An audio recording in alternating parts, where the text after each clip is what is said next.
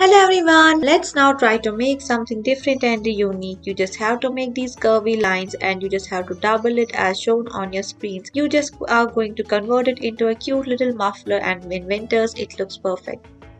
Let's move further. Here I'm going to make some of the circle. First is the smaller one, then is the bigger one. After that I'm going to add rest of the features and I'm going to convert it into an insect. This activity is very simple and easy. It's best suitable for the kids between the age group of 9 to 10. You can definitely give it a try. See how I'm going to make the web also in the background just out of few lines. Let's move further. First, you just have to make the J alphabet. After that, you have to join some of the lines. Then you are going to convert it into a seahorse. Seahorse is usually found in the seas and it looks so nice and easy. Let's move towards another activity. We are going to show you how we can make a rat and it's so cute. I just love the rats because of their cuteness. You can just give it a try. Thank you.